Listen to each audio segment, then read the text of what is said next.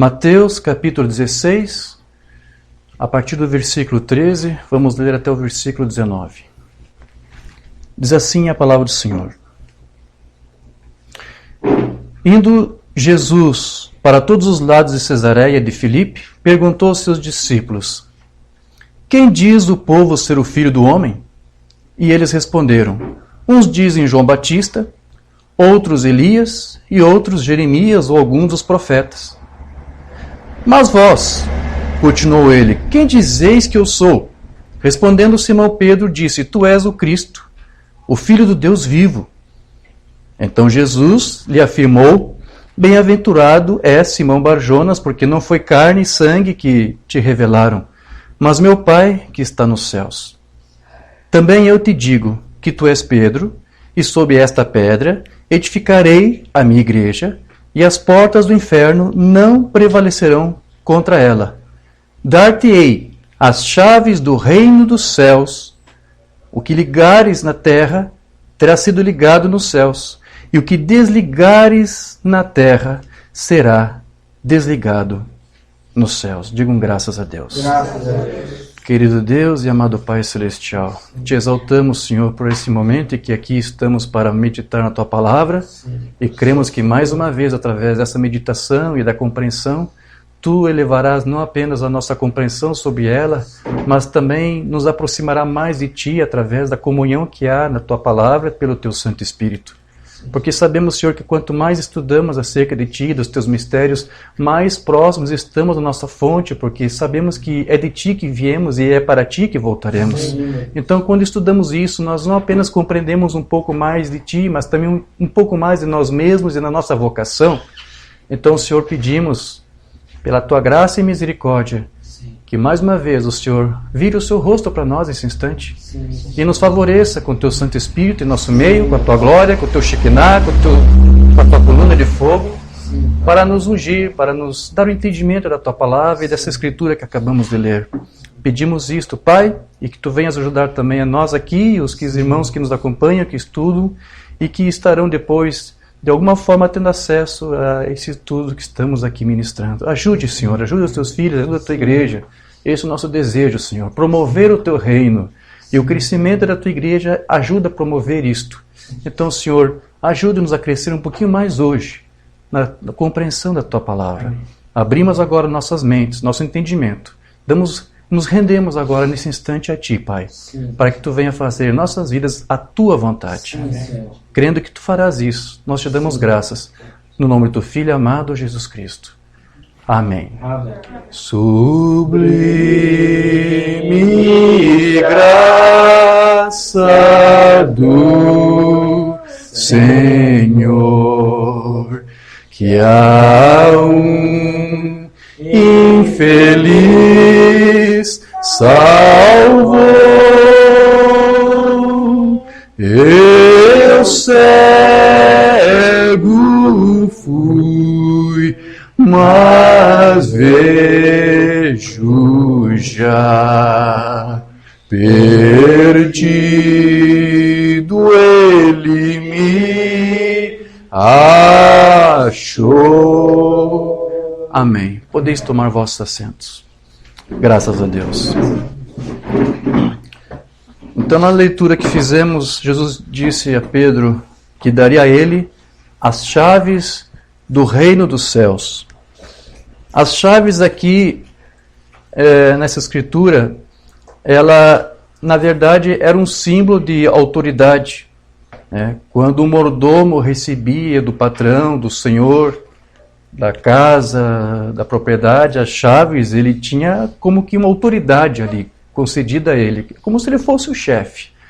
Ele determinava o que entrava, o que saía, ele tinha um controle de todas as coisas. Então, chave quer dizer autoridade. Você recebe uma autorização para representar alguém ou para fazer algo. Então, este é o símbolo que a palavra-chave aqui tinha naquele tempo e conforme as escrituras aqui nos mostram. Provavelmente, quando Jesus falou dessas chaves, é provável que ele tenha feito aqui uma referência a Isaías 22, 15 a 25. Os irmãos não precisam abrir, só estou fazendo a referência, onde lá é dito que Deus iria dar autoridade a Eliaquim, onde ele disse para ele: porei sobre o seu ombro a chave da casa de Davi. Ele abrirá e ninguém fechará, fechará e ninguém abrirá. Então, quando Jesus disse: eu vou fazer contigo a mesma coisa, Pedro, uma referência a essa escritura. Então, o ligar e o desligar eram termos rabinos que eles usavam naquele tempo, que possuem o sentido de excluir ou admitir, respectivamente. Mas Jesus ele também usou essa palavra-chave para se referir àqueles que retêm, que segura o acesso à informação, o acesso ao conhecimento daqueles que desejam aprender. Como assim, irmão Diógenes? Sim, Jesus disse que nos seus dias ele via pessoas que tinham autoridade para pregar a palavra, mas eles retinham a chave e não davam a chave para o povo de Israel para ter acesso à palavra, para ter acesso ao conhecimento. Vamos ver isso? Parece estranho, mas eu quero que você entenda isso, porque uma vez entendendo isso, você vai entender que isso está acontecendo também hoje, em nossos dias. Lucas 11:52. Ai de vós, intérpretes da lei, vós, doutores, mestres, ministros, porque tomastes a chave da ciência. Ou seja, vocês assumiram um cargo de autoridade para transmitir para o povo um conhecimento. Vocês têm a chave da ciência, vocês têm a chave do conhecimento. Contudo, vós mesmos não entrastes e impedistes os que estavam entrando. Vocês deveriam ser uma autoridade para realmente transmitir um conhecimento da palavra, mas o que vocês estão fazendo? Vocês estão retendo isso aqui. Vocês não têm absorvido o conhecimento e vocês estão impedindo os outros que desejam de obter este conhecimento. É isso que Jesus está dizendo aqui para os escribas. Eles então trancaram a porta e esconderam a chave para a casa do conhecimento e impediram aqueles que estavam tentando entrar. É uma imagem muito triste de um quadro ainda mais deprimente do tipo de ministério que muitas vezes nos defrontamos no dia de hoje.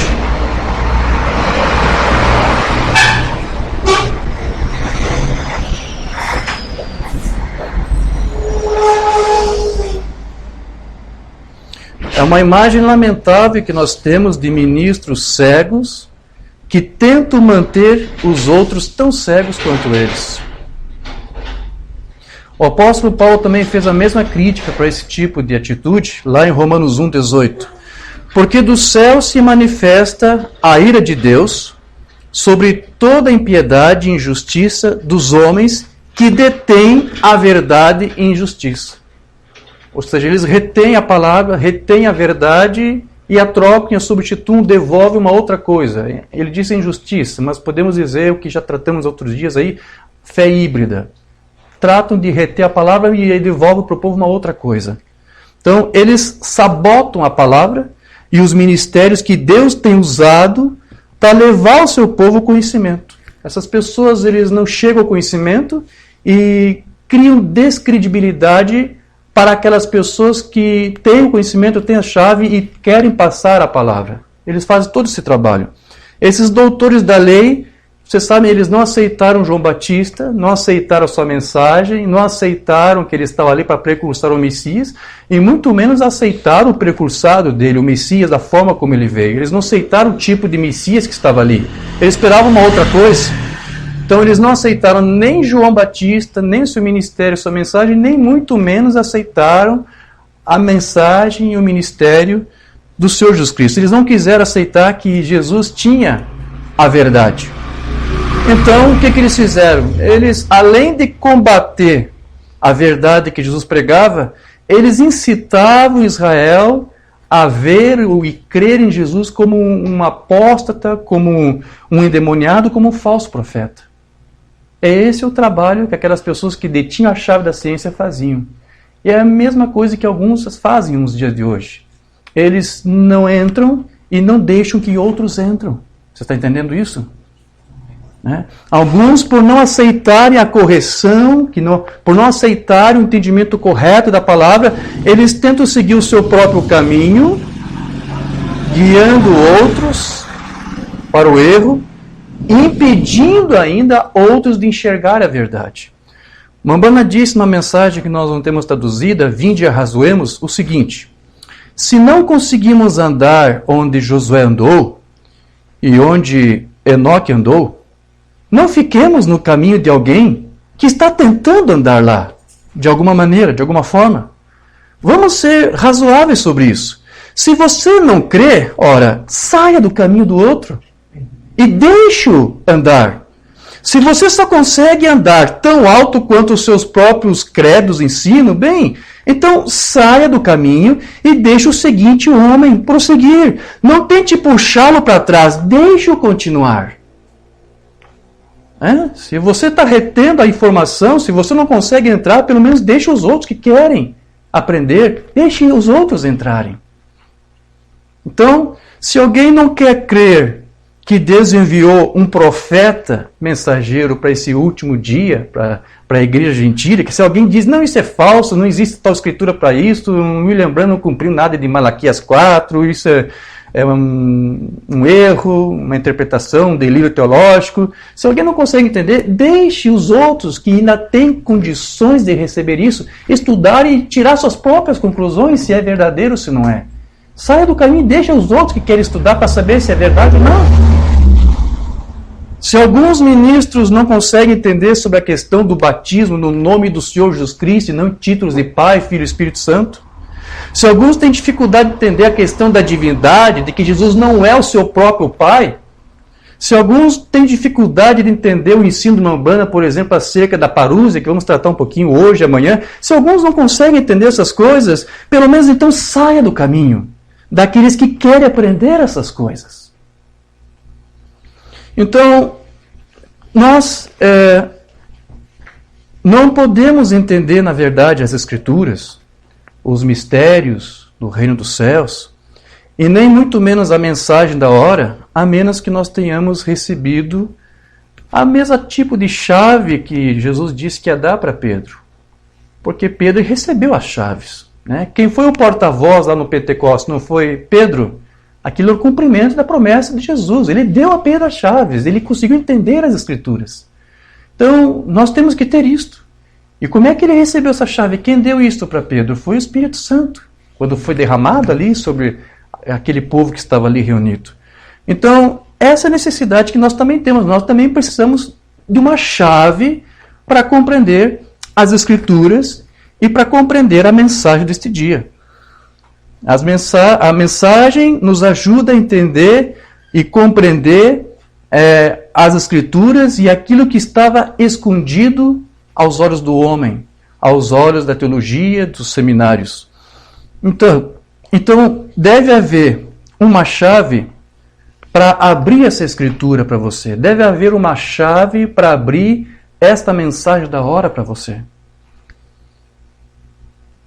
E veja que tanto os sinais que Jesus fez nos seus dias E mesmo assim, aqueles que estavam ali assentados na cadeira de Moisés, que tinham a autoridade das Escrituras, que tinham à sua disposição os rolos da lei, para ver se o que estava sendo feito ali diante dos seus olhos era escriturístico, era bíblico ou não, mesmo eles tendo todas as condições, todas as ferramentas em suas mãos para avaliar o ministério de Jesus, para ver se era bíblico ou não, eles não estavam conseguindo. Por quê? Porque eles não tinham a chave para a compreensão do que eles estavam vendo.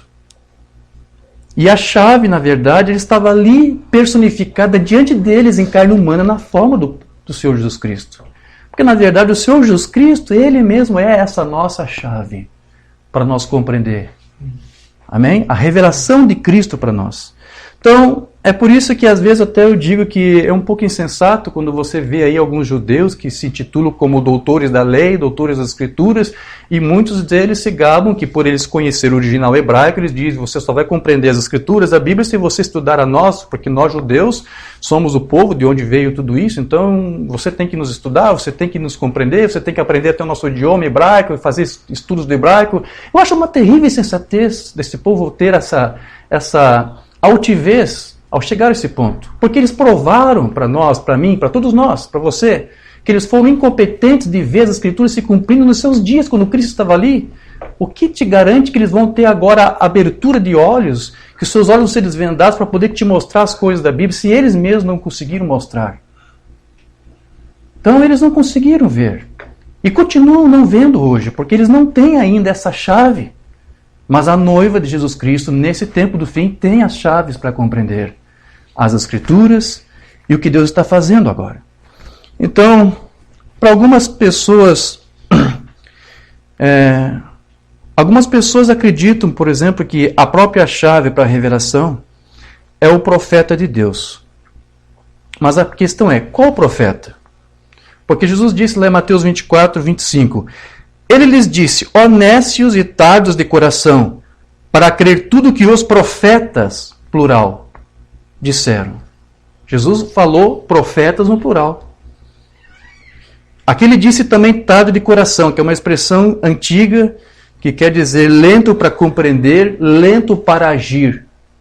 Eles têm dificuldade para assimilar. Nesse caso aqui, Jesus ele havia dito para os crentes, mas que mesmo assim custavam para juntar os fatos das Escrituras, processar isso na forma de fé e na forma de testemunho. Alguns não estavam conseguindo, estavam sendo lerdos, tardos para compreender. Mas veja que aqui então, como eu disse, Jesus citou profetas no plural e não no singular. Isso porque ele não está aqui falando apenas de um profeta, mas de todos os profetas e de tudo que eles falaram. Ou seja, toda a Bíblia de capa a capa é o que você precisa conhecer, crer e aceitar. É tudo que está nela. Para alguém que é caçador, ou para alguém que é soldado, que é militar, para ele usar sua arma e apontar para um alvo e atingir o alvo, ele precisa usar ambos os lados da mira que acompanha a sua arma. Na ponta da arma tem o que se chama mira, e na outra, na parte traseira, que é onde ele vai colocar o olho, fica a outra mira, que é chamada de alça de mira ou massa de mira. Para você atingir o alvo, você tem que ter essas duas miras alinhadas. Elas têm que estar juntas. Você precisa alinhar isto. Se você desalinhar uma delas, tentar usar só uma mira e não a outra, você nunca vai acertar o alvo. Porque o ângulo da arma, ou você mesmo está torto, está fora, você não vai acertar. Então isso é ensinado em todas essas academias, enfim. O caçador, como eu disse, para você acertar o alvo, você tem que ter as duas miras alinhadas. E se você tentar olhar, como eu disse, apenas por meio de uma delas, você vai perder o alvo. E hoje nós temos como ter uma compreensão das Escrituras quando conseguimos fazer isto. Quando conseguimos alinhar as miras. Deus, pela graça, pela sua graça e misericórdia, nos concedeu hoje essas duas miras para o crente. Quais são essas duas miras? A primeira é a própria Bíblia, e a outra mira é a palavra falada. A mira da frente é a palavra escrita, e a de trás, para você alinhar com a da frente, é a palavra falada, é a mensagem dessa hora. Você tem que ter as duas coisas juntas. Você não pode usar uma mira contra a outra. Você nunca vai acertar o alvo dessa forma. Você nunca vai conseguir acertar o alvo se você tentar usar versículos para combater parágrafos ou parágrafos para combater versículos. Você tem que alinhá-los. Não fazer um se chocar um com o outro. De alguma forma você vai ter que alinhá-los. E só quando você conseguir fazer isto, então você vai acertar o alvo. Então você vai acertar o objetivo. Então você deve olhar através de ambos os lados, de ambas as miras, para que você possa atingir o alvo ou para entender a palavra para a hora em que nós vivemos. Você não pode fazer isso usando, como eu disse, apenas uma ou outra. Você deve acreditar em tudo que os profetas disseram, na palavra escrita, a mira da palavra escrita, e naquilo que estão nas fitas, que é a palavra falada, que é através da mensagem que nos foi entregue pelo mensageiro desse dia, William Branham. Você tem que alinhar todas essas coisas e não contrariar um com o outro. Agora, nós também não devemos culpar os irmãos que rejeitam aqueles que se dizem ser do ministério quíntuplo e que comprovaram pelo seu testemunho, pela sua mensagem, que ele sequer ministério tinha. Porque alguns realmente conseguiram trazer o que nós temos ministrado, uma fé híbrida, uma mensagem confusa, que tem levado ao povo a errar o alvo, a falhar o alvo, porque não conseguiram alinhar as miras, porque alguma coisa estava correta. Então alguns chegam até a desacreditar, dar descrédito ao ministério quíntuplo e chegam a dizer, eu não preciso de ministério quíntuplo, só preciso ficar com a Bíblia, ou só preciso ficar com as fitas do William, não preciso de mais nada. Né? Mas você deve, como eu disse, usar as duas miras. Você tem que usar a palavra escrita, mas você também tem que usar a palavra falada. Ou você vai falhar na revelação de Jesus Cristo. Você não pode dizer que pode aceitar um dom que Deus enviou à igreja, né, como o Mombrana, o profeta de Deus, que foi um dom de Deus para a igreja. Você não pode dizer que aceita este dom e rejeitar os outros dons, como os dons do ministério quíntuplo. Você tem que aceitar, você tem que ter as duas coisas. Nós sabemos que Deus enviou o seu profeta como dom para a igreja, mas também enviou o ministério quíntuplo como dom, que é para o aperfeiçoamento da igreja. As Escrituras não dizem que os apóstolos, profetas, evangelistas possuem um dom para isto. Não. Eles não têm o dom de apostolado, eles não têm o dom de mestre, eles são o dom. O profeta é o dom. O evangelista, o pastor, o mestre, eles são o dom. Eles não possuem um dom para fazer o que eles fazem. Eles são. Eles são presentes de Deus para a igreja, assim como o profeta foi. Mas, como eu disse, a chave para a revelação é ter conosco o Espírito Santo. Porque se você não tem o Espírito Santo, ainda que você pense que o tem, você nunca vai conseguir entender as coisas de Deus. As coisas de Deus, elas estão escondidas do homem, e sem o Espírito Santo você simplesmente não consegue entender qual é o plano de Deus.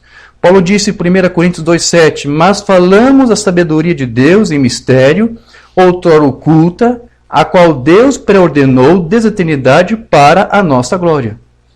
Então nós vemos que a sabedoria de Deus esteve oculta, esteve escondida em mistério, mas ela foi dada para a nossa glória, assim que Paulo disse.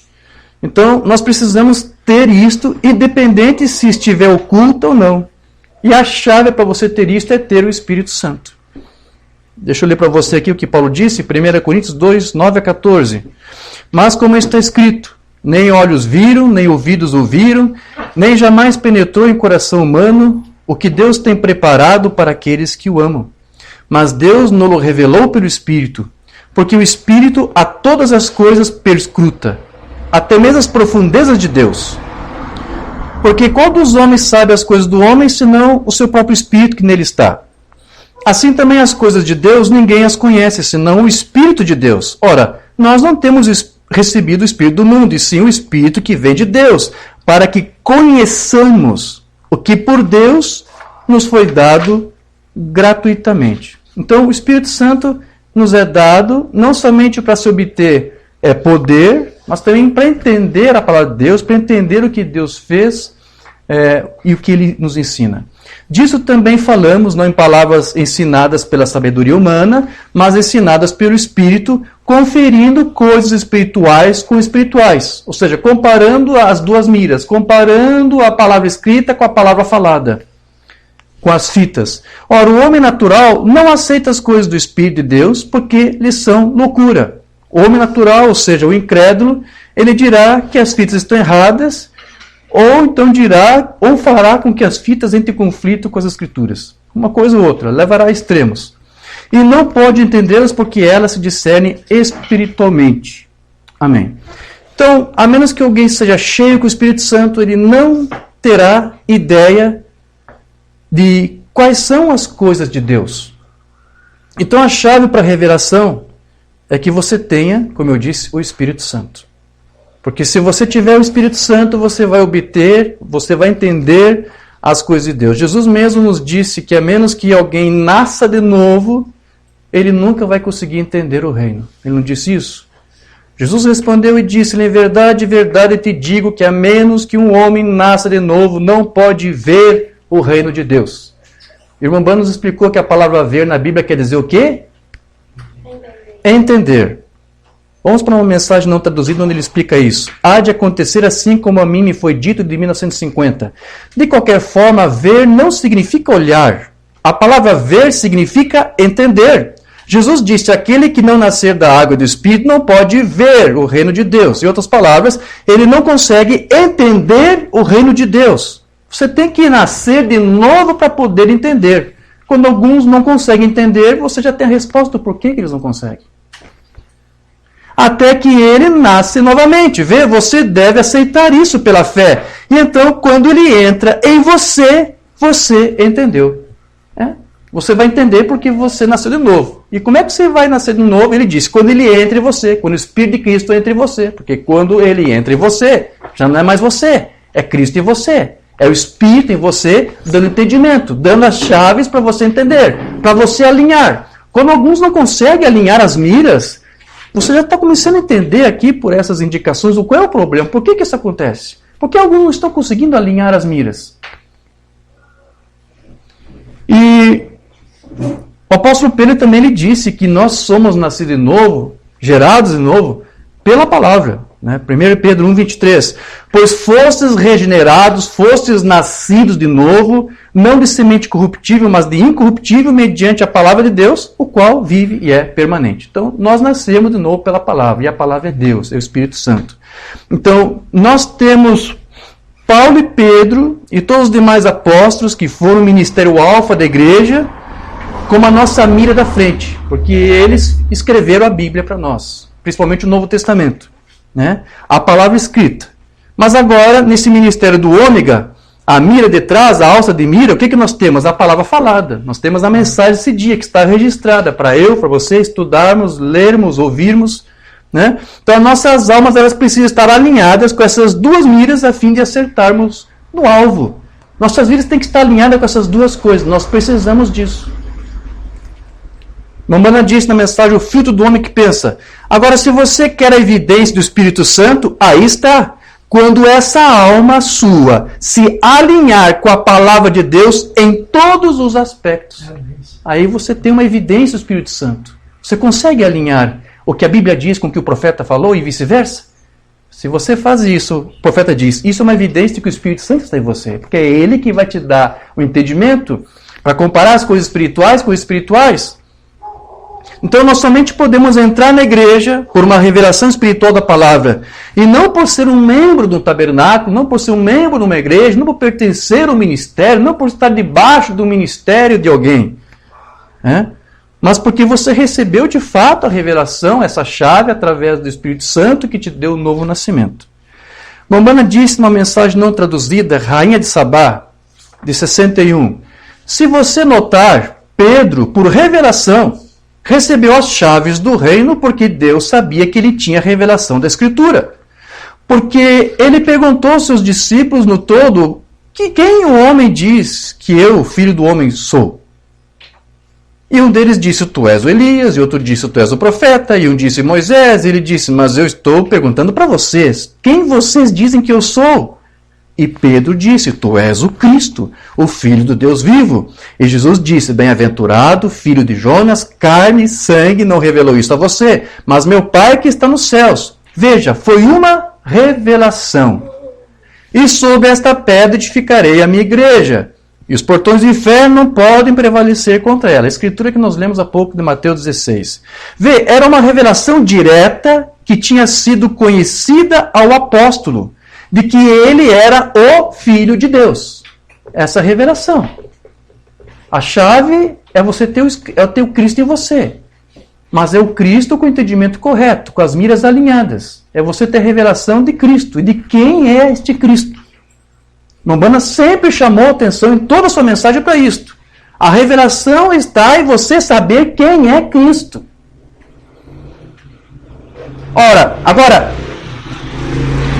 se a igreja de Deus ainda existe, então aqueles na igreja vieram lá pela revelação espiritual, porque assim é como entramos na igreja. Mas muitos de nós tentamos entrar através da teologia doutrinária, através de um conhecimento, de um credo, de um dogma, de uma ordenança de um homem, de uma tradição humana, e de um lado para o outro e tudo bem. Não falo nada contra isso, mas eu estou tentando diferenciar o que é verdade e o que é parte da verdade. A revelação de que Deus revela a você que esse é o seu filho, que morreu em seu lugar. Então, essa é a revelação.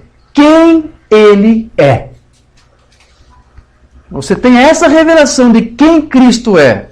Então, você está demonstrando que você tem aí uma evidência de que este mesmo Cristo se revelou a você e que está em você, habitando em você.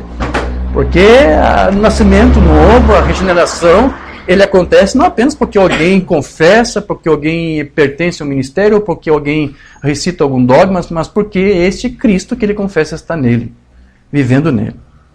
Amém. Então, não importa se alguém crê em ouvir apenas as fitas, não, eu só quero ouvir as fitas. Ou não importa se alguém acredita apenas em ouvir um ministro do quíntuplo.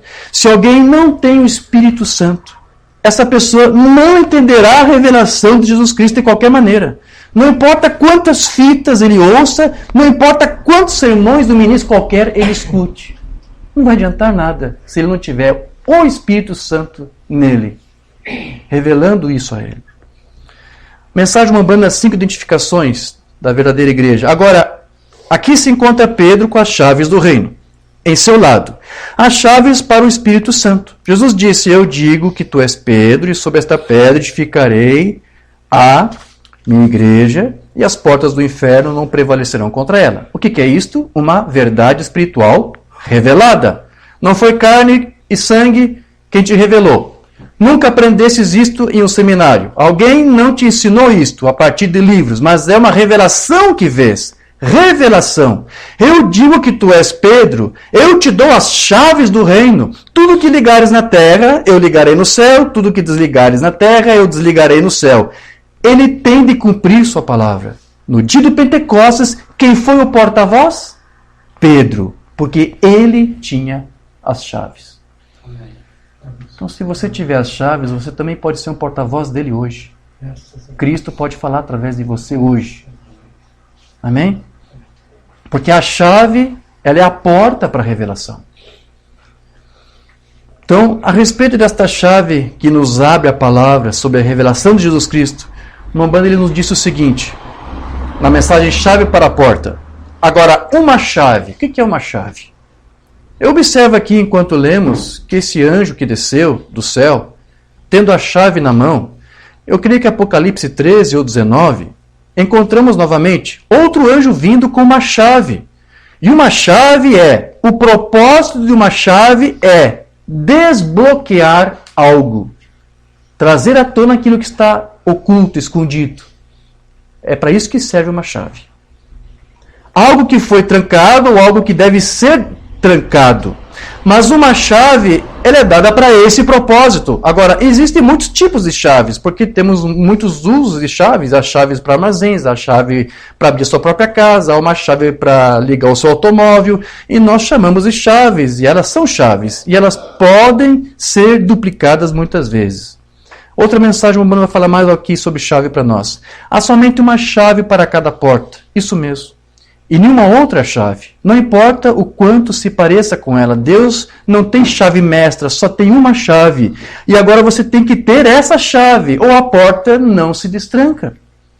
Não importa quão sincero seja, ainda assim não consegue destrancar essa porta. Eu disse isso porque eu tenho sido tantas vezes mal entendido, as pessoas me têm dito, eu digo, você é cristão? Eu sou batista. Você é cristão? Eu sou metodista. Você é um cristão? Sim, eu sou pentecostal.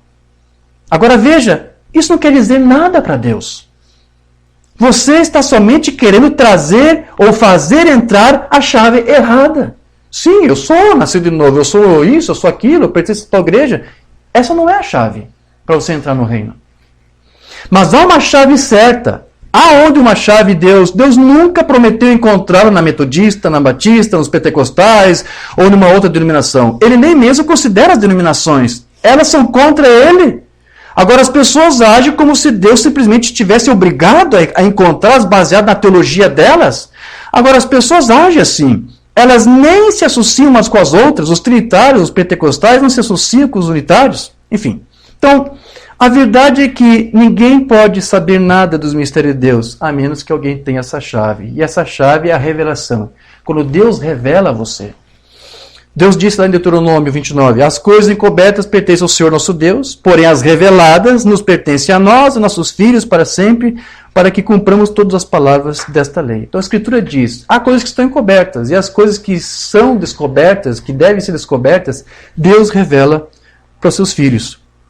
E nós sabemos que Deus sempre usou profetas para revelar a sua palavra, os seus mistérios escondidos para os seus filhos. Deus sempre usou profetas para falar. Deus prometeu revelar certas coisas para nós, e isso com o propósito que nós possamos cumprir com a palavra, com a Escritura. Mas ele sempre usou um profeta. Amós 3,7. Certamente o Senhor Deus não fará coisa alguma sem ter revelado o seu segredo aos seus servos, os profetas. Então, se Jesus disse lá em Mateus 16 para Pedro, né, que a revelação vem de Deus e que é a chave do reino, e se Deus não faz nada a menos que ele revele isso por meio de um profeta, consegue juntar as duas coisas aí? Então nós vemos que a importância de que existe um profeta na economia de Deus, para que você possa ter o entendimento da Escritura e também da palavra falada. Ou, do contrário, você não vai entender o reino, você não vai acertar o alvo no que tange as questões de Deus, da palavra de Deus. Jesus disse que Ele é a nossa porta. Ele não disse isso? João 10,9. Eu sou a porta. Se alguém entrar por mim, salvar-se-á, e entrará, e sairá, e achará pastagens. Então, o que Jesus disse que acontece quando nós entramos nessa porta? O que vai acontecer? Ele disse que nós somos salvos, não é isso? Salvar-se-á, entrará, sairá, achará pastagem. Então ele disse que nós vamos ser salvos. Então nós vemos aqui o quão importante você ter essa chave. O quão importante é você entrar nessa porta que é Cristo. É necessária você ter essa chave para que você possa se salvar. Então nossa salvação ela depende de ter ou não essa chave de revelação. Então nós vemos que esta chave é muito importante para nós. Porque sem ela nós não poderíamos entrar na porta que é Cristo. E que é a palavra. E, portanto, nós não poderíamos ser salvos. Amém. Qual é a finalidade, então, de Deus enviar para nós um profeta? Por que Ele tem que enviar um profeta? Deus não faz nada sem revelar os seus mistérios aos seus servos, os profetas. E para que você tenha a chave e a revelação, para que você entre na porta, para que você seja salvo. Estamos juntando todas essas informações aqui. Então, qual é a finalidade? O que você conseguiu entender aí? Qual é a finalidade de Deus enviar um profeta?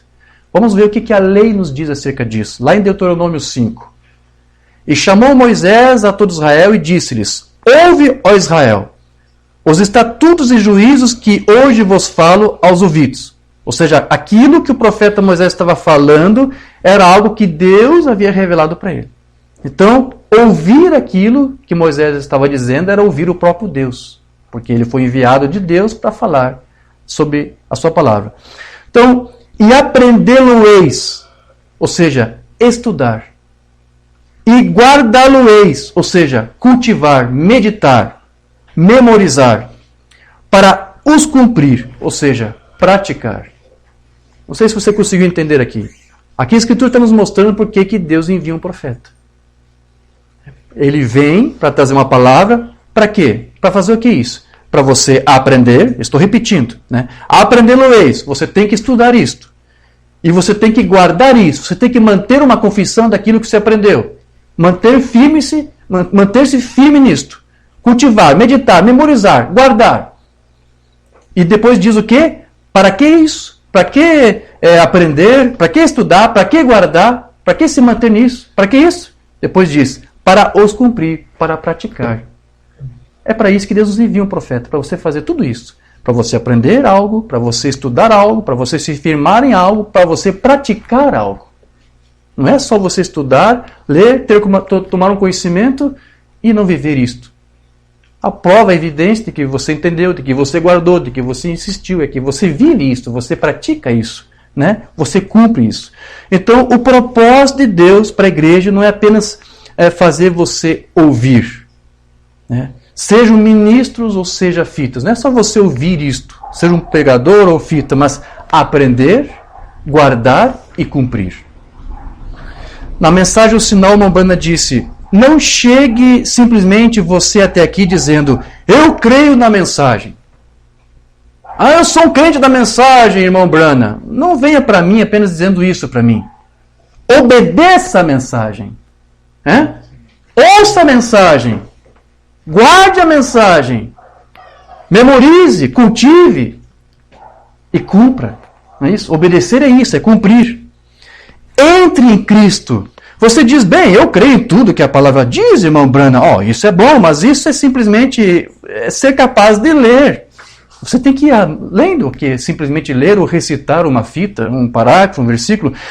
Tome a mensagem, tome em seu coração que você tem de ter o sinal que a própria vida que estava em Cristo esteja em você. Porque quando você faz tudo isso, você está dando as evidências de fato de que você tem as chaves. Né? Ou seja, de que você é salvo. Porque quando você tem a chave, você tem a revelação de Cristo. E Cristo é em você. Cristo vivendo em você. Amém. Então, nós vemos que a medida padrão é o que nos foi ensinado. Lá naqueles dias só havia o Antigo Testamento, nos dias de Pedro, nos dias dos apóstolos. Eles usavam que escritura para falar para o povo? Os rolos do Antigo Testamento. Né? Paulo nunca imaginou que as suas cartas que ele estava escrevendo um dia ia ser usado para ser inserido junto com a Bíblia e que nós tivéssemos hoje como a palavra escrita de Deus. Ele não imaginava isso. Ele escrevia aquilo porque ele, naqueles dias, o que ele era? Ele era a palavra falada. Amém? Ele tinha a palavra escrita, que era um alvo, era uma mira, melhor. Mas qual é a outra mira? A palavra falada. Então, nos tempos de Paulo, ele tinha a palavra falada, os apóstolos tinham a palavra falada. Então, eles tinham que ter o quê? Os rolos da lei e tinham que ter a palavra dos apóstolos ali, a palavra falada. Então, eles tinham as duas miras. E hoje nós temos que ter a mesma coisa. Nós temos agora, inclusive, as próprias palavras de Paulo, de Pedro, como a palavra escrita, uma mira, mas nós temos agora a outra mira, que é a palavra falada, que está nas fitas, na mensagem. Você tem que alinhar as duas coisas. Cheguei até aqui para repetir a mesma coisa que eu já coloquei antes para você. Você tem que ter isto alinhado. Né? Qualquer coisa que fosse contrário à palavra escrita, ou à palavra falada, ou a ambos, né, ela tinha que ser rejeitada. Porque essas são as duas miras do cristão hoje. Alguns só conhecem as Escrituras. Nunca vai acertar o alvo. Se rejeita a palavra falada do dia. E alguns só querem ficar com a palavra falada e rejeitam as Escrituras. Vão falhar no alvo do mesmo jeito. Qualquer coisa que esteja desalinhado com isso fará o crente falhar no alvo. Para que William Branham seja um profeta vindicado, a sua mensagem precisa ecoar o que as Escrituras disseram. E o seu ministério também tem que ecoar tudo isso. E nós sabemos que nós obtemos a chave da revelação para compreender muitas coisas que Paulo nos ensinou através desta mensagem que nos foi dada esse dia. Porque nos próprios dias de Paulo, muitos não compreendiam as coisas que ele falava. Mas com esta mira, da alça de mira que nós temos, com essa palavra falada, nós conseguimos entender. Nós alinhamos o que Paulo disse com o que o profeta nos passou e nós conseguimos compreender as Escrituras. Agora, nós vamos usar aqui alguns exemplos. Nós vamos tentar aqui pôr em prática, rapidamente, o uso dessas duas miras. Vamos usar a mira da Escritura e vamos usar a mira da palavra falada. Amém? Entre tantas coisas que Paulo disse, e como você sabe que Pedro disse que eram difíceis de compreender, uma das coisas que ele falou para nós foi sobre a parúsia de Cristo. E que você sabe que na Bíblia, nas Bíblias que foram traduzidas, a palavra parúsia do grego lá foi traduzido por presença. Em 1 Coríntios 15, 22, Paulo vai dizer assim: porque assim como todos morrem em Adão, assim também todos serão vivificados em Cristo. Mas cada um por sua ordem. Cristo, as primícias, depois os que são de Cristo na sua parúsia. Nas algumas Bíblias foi traduzido por vinda. A palavra parúsia no grego, ela foi traduzida na maioria das Bíblias pela palavra vinda, quando na verdade a tradução correta para essa palavra é presença, conforme até alguns tradutores do grego, quando traduziram a Bíblia, conservaram dessa forma. E alguns até disseram que a palavra nem sequer deveria ter sido traduzida, deveria ter sido mantido como ela é, parúsia. Então toda vez que você vê ali algumas ocasiões onde aparece a vinda de Cristo, está falando de parúsia. E na verdade a parúsia não está de todo ligado unicamente à vinda, ao retorno físico de Jesus. Então Paulo ele disse que a igreja aqui ela seria vivificada quando Cristo aparecesse. Porque a parúsia quer dizer isso. Quer dizer a presença. Quer dizer o aparecer. Quando Cristo viesse de uma forma espiritual, não está falando exatamente da vinda física, mas quando Cristo aparecesse, quando a sua presença se tornasse de alguma forma presente, manifestada entre a igreja, isso faria com que a igreja seria vivificada. Portanto, essa sua presença é a sua parúsia. Ele não está falando apenas da vinda física de Cristo, mas Paulo aqui também está mostrando que esta parúsia, esta presença, seria a manifestação de Cristo através do Espírito Santo. Essa sua presença, que é a sua parúsia, ela primeiro, na verdade, se manifestaria na forma do Espírito Santo e, de qualquer forma, ela vivificaria a igreja no tempo do fim espiritualmente, antes mesmo que ela fosse vivificada na carne. Porque quando Cristo vier fisicamente, a igreja como um todo vai ser vivificada nos seus corpos mortais. Seus corpos serão transformados, serão rejuvenescidos, serão transformados, serão glorificados. Mas na parúsia de Cristo, que começa primeiro com a sua presença espiritual, há uma vivificação também no espírito, antes que aconteça na carne. Então essa parúsia, ela faz as duas obras, esses dois trabalhos. Ela vai vivificar primeiro você no espírito e vai depois culminar com a vivificação também da carne, a redenção da carne, que é a última coisa que nos resta quando os filhos de Deus se manifestarem. Então, foi isso que Umbanda nos ensinou. E a palavra falada desse dia não está de forma alguma em contradição com essa palavra escrita aqui do apóstolo Paulo. Porque ela nos dá a revelação que é chave para entendermos o que Paulo e a palavra escrita disseram. Então, embora Paulo esteja aqui se referindo claramente à ressurreição do corpo físico, porque é disso que ele está falando. Vamos ver de novo aqui. Assim também todos serão vivificados em Cristo, mas cada um por sua ordem. Cristo, as primícias, esse já foi ressuscitado. Foi ou não foi? Ok. Depois quem é que vai ser ressuscitado? A igreja. Depois os que são de Cristo na sua parúsia. Então alguns talvez leiam isso aqui e dizem, mas irmão Jorge, então não tem isso. Essa parúsia tem a ver com a vinda de Cristo. Porque está falando de ressurreição de corpos. Então, veja, Paulo está tratando disso também. Mas você tem que entender que essa parúsia, como eu disse, também trata de uma vivificação dos espíritos, antes mesmo dos corpos. Se a parúsia de Cristo vai vivificar os vossos corpos mortais, o que vai vivificar o teu espírito? Não vai ser outra coisa, não ser essa mesma parúsia. Ela vai fazer essas duas operações em tempos distintos. Quando houvesse o tempo da parúsia, ela vai vivificar você. De que forma? Primeiro espiritualmente e depois vai culminar quando Cristo fisicamente estiver aqui. Então vai vivificar os corpos também, nossos corpos mortais. Então, essas são as duas coisas que você tem que entender. As pessoas não conseguem, os teólogos não entenderam, os seminários não entenderam. Por quê? Porque ficaram só com uma mira. Eles ficaram só com uma mira e dizem, não, a parousia é a vinda física de Cristo. Então, quando ele vier, nós seremos vivificados fisicamente. Mas a mira, a alça de mira, as fitas, vão dizer para você que a parousia de Cristo, a vinda de Cristo, também se reflete quando ele vem aqui de uma forma espiritual, na forma do Espírito Santo, te dando as chaves para você renascer de novo, que vai fazer você também ser vivificado. E o Umbanda disse, as fitas dizem, a palavra falada disse, a nossa alça de mira disse, que a parousia de Cristo está aqui agora mesmo para nos vivificar. E ele não estava contrariando Paulo. Você tem que juntar as duas coisas. Alinhar os dois alvos, alinhar as duas miras. Umbanda disse uma mensagem que nós não temos traduzido, então preste atenção aqui. A voz do sinal, 21 de março de 64. Não temos traduzido isto. Se ele disse isso em outro sermão, pode ter dito. Mas eu quero ler aqui, que alguns não leram, porque não temos tradução disso. Jesus curou para que isso pudesse cumprir a palavra. Ele fez essas coisas para que a palavra de Deus fosse cumprida. É isso que ele está fazendo hoje. Para que a palavra possa ser cumprida. Como eu citei para você, noite após noite. Agora observe. Então, quando sua presença está próxima, isso certamente produz emoção. Como eu falei esta manhã, qualquer coisa sem emoção está morta. E qualquer religião que não tem tido alguma emoção, é melhor enterrá-la. Ela está morta. Isso produz emoção. Ele nos vivifica. Mas quando somos vivificados, vamos nos lembrar do que nos vivificou. O que foi isso? O que foi que nos vivificou? É a presença do Espírito Santo, Jesus Cristo, em nosso meio, mostrando-se que Ele está vivo.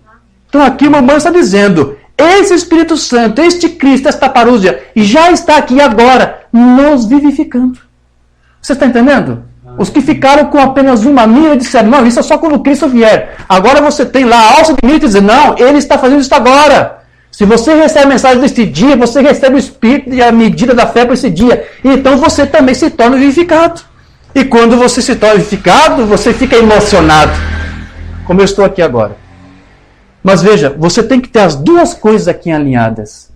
Não use uma para combater a outra. Ah, não existe negócio de parousia. Como que não? Não, Umbanda ensinou isso, está aqui. Acontece, qual mira você está usando? A mira da frente ou a mira de trás? Ou nenhuma delas? Você nunca vai entender a parousia se você não usar as duas miras. E pior ainda se você usar uma para combater a outra. Como que nós somos vivificados? Eu estou repetindo, é a presença do Espírito Santo. Jesus Cristo, em nosso meio, mostrando-se que Ele está vivo. Não é um corpo físico. Olha, está dizendo, a presença de Cristo, primeiro, é espiritualmente. O que os teólogos entenderam? Que a parousia é apenas a vinda física. Mas ele diz, não é Cristo agora físico aqui para te vivificar. Ele já está fazendo isso espiritualmente. Os teólogos dizem, não, é só quando ele vier no físico. Sim, quando ele vier no físico, nossos físicos também serão vivificados. Mas você tem que ser vivificado primeiro no espírito. Foi o que estudamos ontem lá. Para você receber a transformação dos corpos, primeiro você tem que ser transformado na sua mente. Transformai-vos pela renovação da vossa mente. Então, não é um corpo físico. Então, Jesus não está presente agora fisicamente entre nós. Mas a sua parousia, ela está aqui de alguma forma.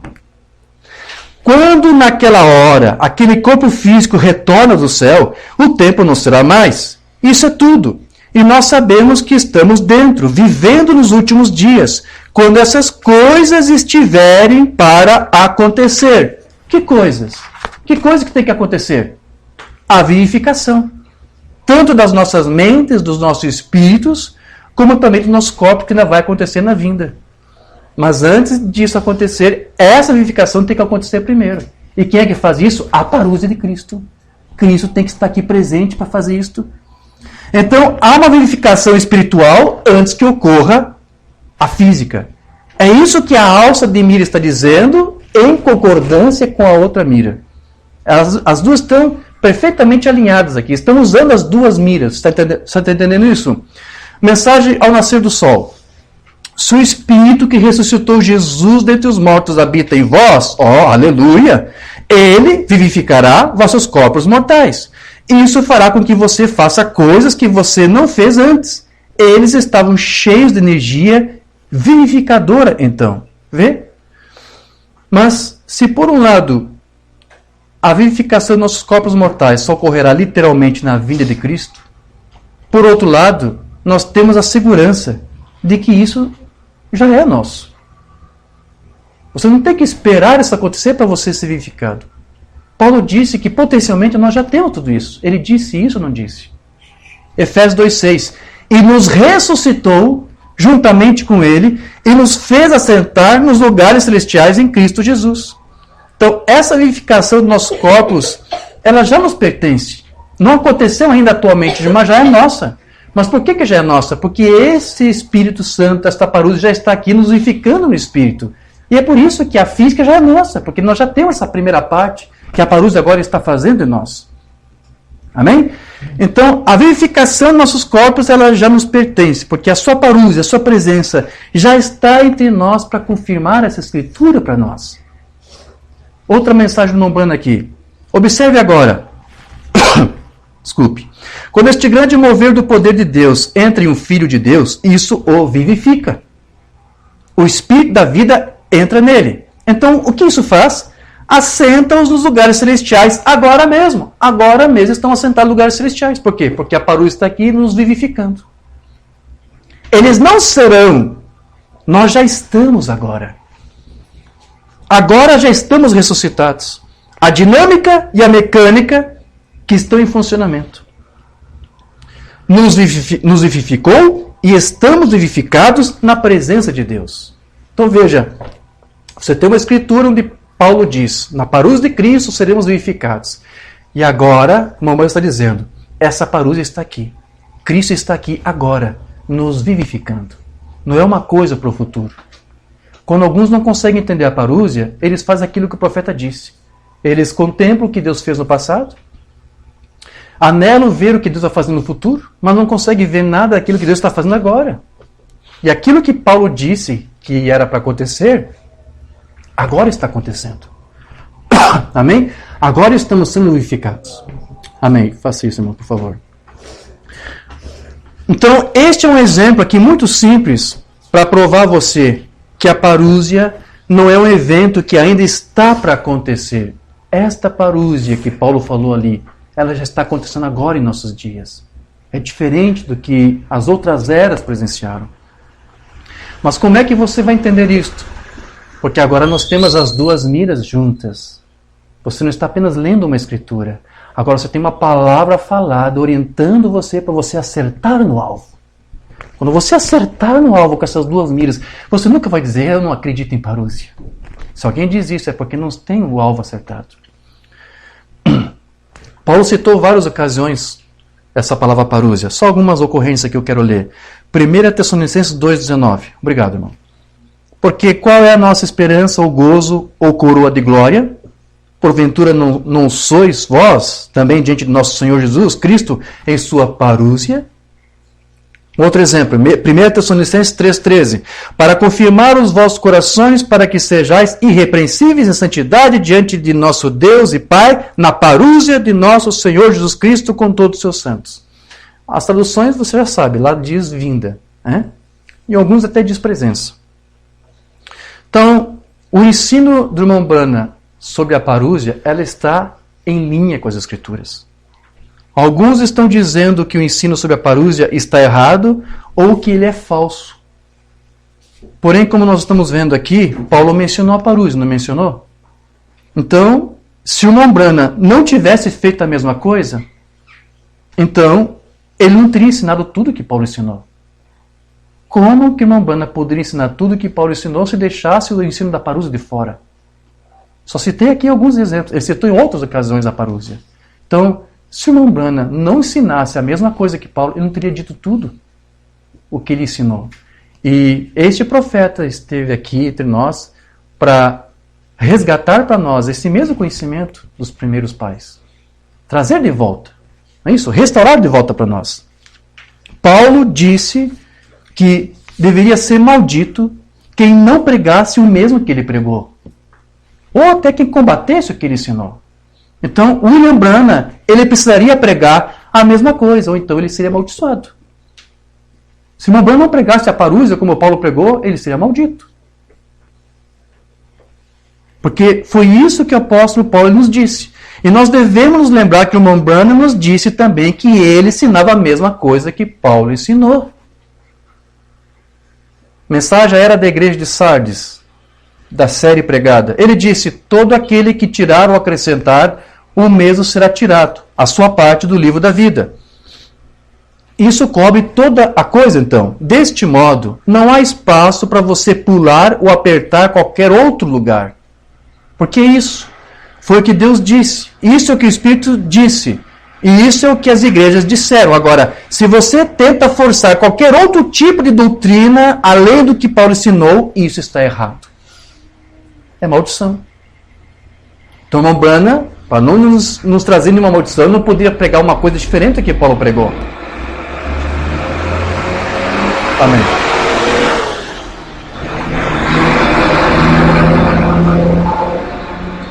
Mais uma ocorrência aqui das Escrituras onde Paulo menciona a parúzia. 1 Tessalonicenses 4,15. Dizemos-vos, pois, isto pela palavra do Senhor, que nós, os que ficarmos vivos para a parúzia do Senhor, não precederemos os que dormem. Aqui Paulo nos ensina que haverá um povo vivo e permanecerá vivo até a parúzia de Cristo. Então tem que haver uma parúzia de Cristo. Então, ensinar que existe uma parúzia de Cristo não é um ensinamento falso. Na última ocasião que estive aqui, nós tratamos sobre aquele estudo, a mensagem de William Branham versus testemunha de Jeová. Você lembra disso? Vocês lembram que eu mencionei a parúzia? Porque os testemunhos de Jeová pregaram a parúzia.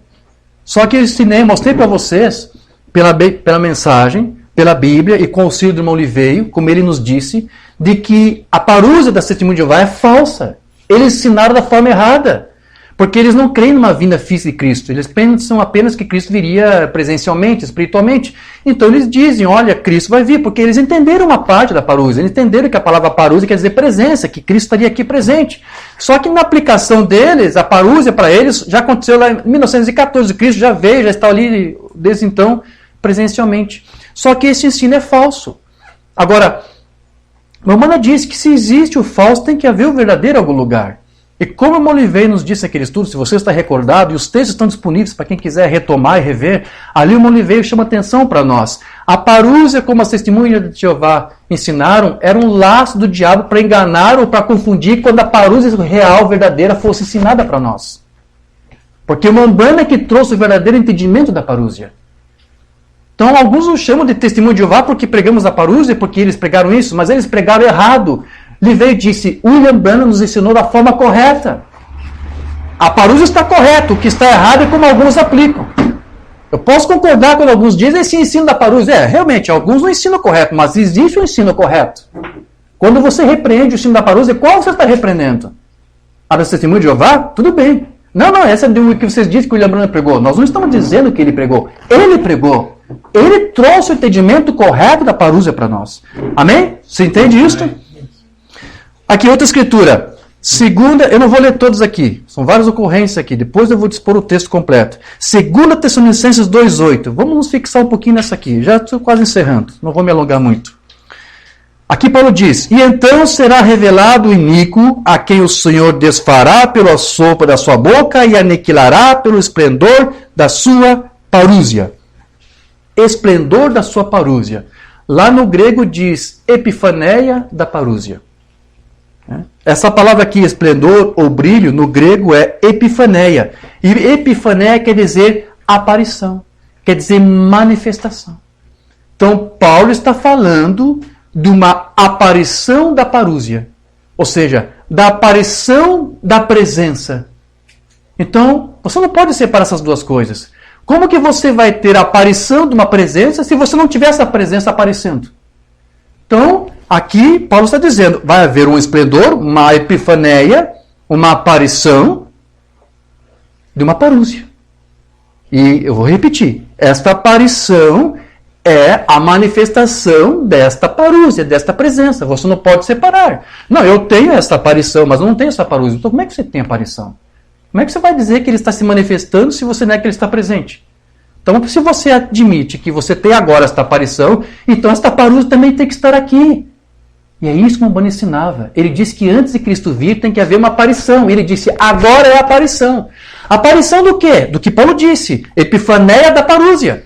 Então, se você tem agora a aparição, você tem a parúzia aqui sim. Espiritualmente. Porque a parúzia se refere tanto à manifestação presencial que temos agora, que também depois culminará com a vinda física literal. Sim, a parúzia ela envolve tudo isto. Mas alguns resumiram a parúzia apenas à vinda física. Quando, na verdade, ele é muito mais amplo. Nós vamos trabalhar um pouco mais sobre isso amanhã. Amém? Então, deixa eu ler aqui essa minha nota. Alguns podem ter dificuldade para compreender isso. Mas o Umbanda ensinou a parúzia de Cristo. Assim como o apóstolo Paulo ensinou. Porém, ele usou a palavra equivalente do inglês, que é presença. Toda vez que você lê nas mensagens do Umbanda a presença, ou você ouve ele falar presença, é dessa parúzia, porque parúzia é presença. Essa é a tradução correta dessa palavra. Amém? Então, para ele, essa aparição da presença de Cristo era algo que foi prometido para vir nesses últimos dias. Estava prometido para nós. E isso seria pouco antes da vinda de Cristo. Essa parúzia, ela seria uma manifestação ou aparição peculiar da presença de Cristo entre nós, na forma do Espírito Santo. Seja em coluna de fogo, ou seja numa nuvem, ou seja um anjo, ou com inúmeros sinais que ele usaria para vindicar este evento, esta presença, esta parúzia entre nós, no meio da igreja. Deixa eu ler uma mensagem que não temos traduzida. Desde então, 13 de julho de 62. Quantos sabem que há uma diferença entre a aparição de Cristo e a vinda de Cristo? Ninguém sabia que havia uma diferença. Deixa eu dizer para você, isso aqui, nós vamos trabalhar mais amanhã, nunca foi ensinado em nenhum seminário teológico. Que esse negócio é esse, irmã William Branham? Primeiro aparição, depois vinda. Eles nunca fizeram essa separação, somente William Branham. Eu desafio você, veja se alguém mais ensinou isso. Somente William Branham disse, há uma diferença. Primeiro tem que haver uma aparição, e depois tem que haver uma vinda. Isso é diferente de tudo que a teologia ensinou. Há uma diferença entre a aparição de Cristo e a vinda de Cristo. São duas palavras diferentes. Agora é a aparição. A próxima será em breve, que é a vinda. Amém? Ele está aparecendo no meio de nós, fazendo as obras que ele fez uma vez, em sua igreja. Agora, você é parte dessa igreja e pela graça você crê. Eu sou membro dessa igreja. Agora, eu não sou um pregador. Você sabe que eu não sou. Eu não tenho instrução para fazer isso. Às vezes eu me sinto relutante. Há apóstolos, profetas, mestres, pastores, evangelistas. Nem todos são apóstolos, nem todos são profetas, nem todos são mestres, nem todos são evangelistas. Eu estou aqui de pé, mas o meu ministério é um ministério diferente. Este é o meu ministério, vê? Para declará-lo que ele está aqui. Amém. Eu estou aqui com este ministério. É meio torto, é meio grosseiro, porque eu não tenho instrução, mas esse é o meu ministério. Eu estou aqui para dizer para você, aquilo que Paulo disse, a epifaneia da parúzia, está agora aqui entre nós. Ele está aqui. Amém. E nós aceitamos isso por quê? Porque estamos alinhando aquela mira da Escritura com a mira da palavra falada. Nós conseguimos entender isso porque alinhamos isto. Mas se você tirar isso do alinhamento, você vai falhar no alvo. Então, o Umbanda está falando da parúzia, da presença de Cristo que está aqui. E nós precisamos crer que esse ensino também se encontra na Bíblia e principalmente nas cartas de Paulo. Do contrário, esse ensino do Umbanda estaria errado. Não estaria, irmão Elias? Se não está na carta de Paulo, então estaria errado. Então, e lembre-se que o Umbanda disse, se você tentar forçar qualquer tipo de doutrina diferente do que Paulo ensinou, isso está errado. Então, nós precisamos ter o cuidado de dizer o mesmo que Paulo disse, pois assim nós não vamos falhar no alvo. E o Umbanda disse que na visão, além da cortina do templo, ele disse lá, aquela voz que falou com ele, de que ele tinha ensinado a mesma coisa que Paulo ensinou. Amém? Um relato disso, adoção número 4 de 60. Mas algum dia glorioso o Filho de Deus virá, e você será julgado segundo a palavra que você pregou para eles. Ó, irmão, eu disse, será que Paulo deve trazer o seu grupo? Sim, Senhor. Eu disse, eu preguei exatamente como Paulo disse. Paulo pregou Epifané da Parúzia. Eu preguei Epifané da Parúzia. Eu preguei a mesma coisa que Paulo disse. Eu nunca dividi.